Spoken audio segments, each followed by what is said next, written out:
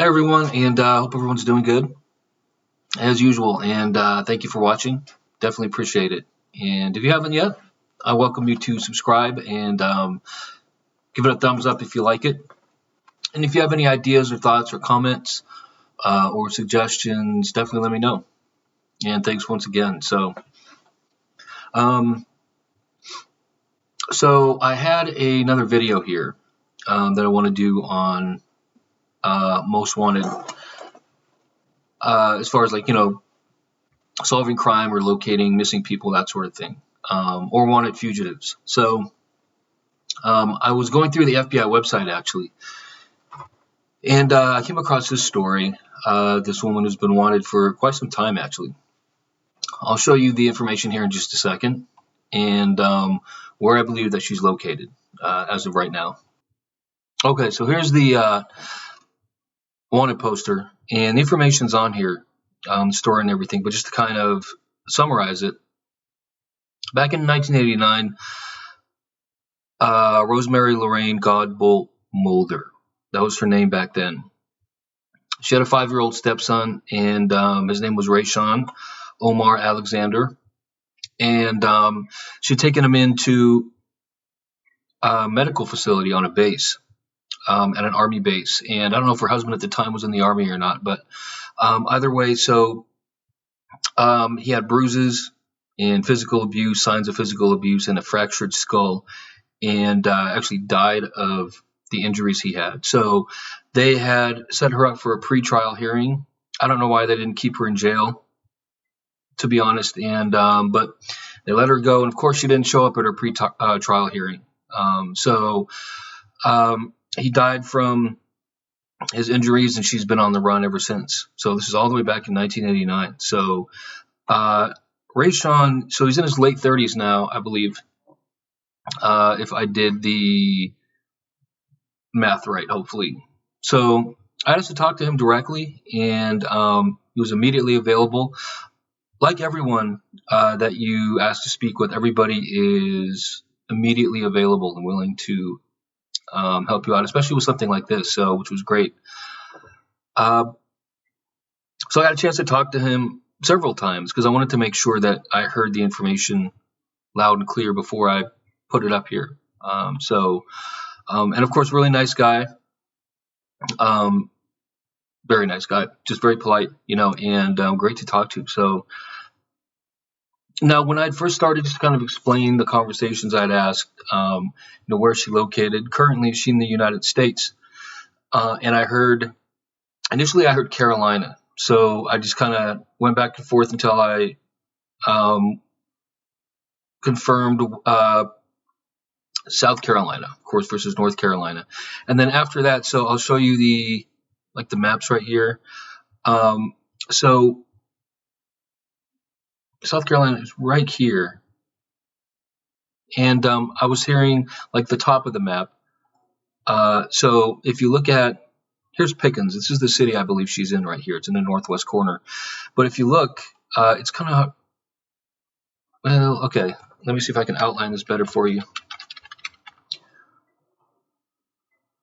There, now you can see the red line. Okay, so, and initially I had heard, towards the top of the map, and the words "ville" actually. So I didn't hear. Sometimes when I talk, I hear the words break through loud and clear, and sometimes not. So that's why I like to try and do it several times just to make sure.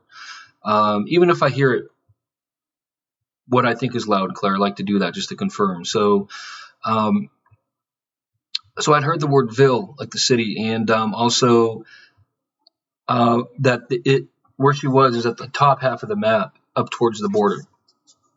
So after kind of splitting the map in half, I was guided here up to the northwest corner near Greenville.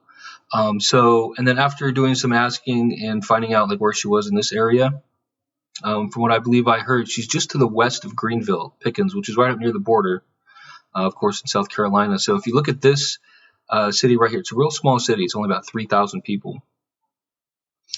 But then as we continued to talk, I'd asked for more information, just about what she's doing there. I had asked, does she go to church? Does she go out and about? What's her kind of routine? And He said no, she keeps a very low profile basically, and he said stays off the radar to probably avoid being seen and recognized and that sort of thing. So, but from what I believe I heard, so she is working.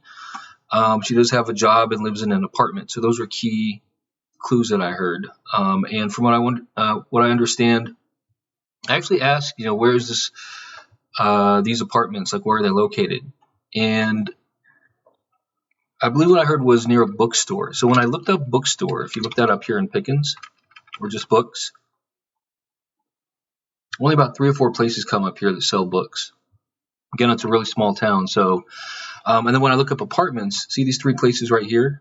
They all sell books. And if you look up apartments, there's only about 5 that come up on the map here. But this one pops up right here, right where these 2 or 3 bookstores were. So I'm thinking it is possibly this apartment block right here that she's living in currently, from what I understand, and lives and works in the area. So, and then as far as working, I understand, I heard a couple things, so I just want to make sure I mention them both just in case. But I thought, initially I heard like the food industry, but then I also heard something about cars. So that much I wasn't able to clarify, but that being said, I'm pretty sure I'm leaning more towards like cars in the auto industry. She either works at a place that's involved with selling cars or auto parts, and there's only like 4 or 5 in the area. Like when I Googled cars, only these places came up in and around the area. So I'm not sure how food fits into the picture 100%, to be honest, but I'm leaning more towards cars or something in the auto industry that she works at or near. Either way, it's all around here, something around Pickens. So, and that is the information that I received. So this is where I believe she's at, and where she lives, and that she's working. Okay, so that is the story there, and that is the map where I believe she is, and kind of the clues that I heard, and hopefully heard accurately. So, but that's what I believe to be the truth. Now,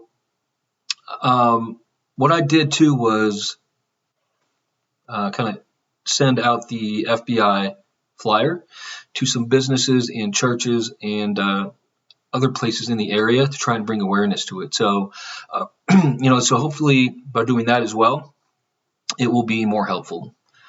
Because right now my channel, there's not too many people watching it. Who knows who actually sees this? So I just figured the internet's a great way to kind of spread this kind of knowledge and awareness around. So hopefully that will be of use, and I'll kind of continue to do that.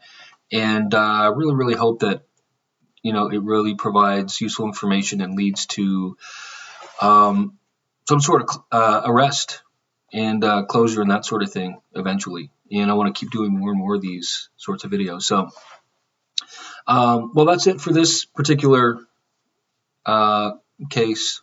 So, thank you again for watching, and we'll see you in the next video.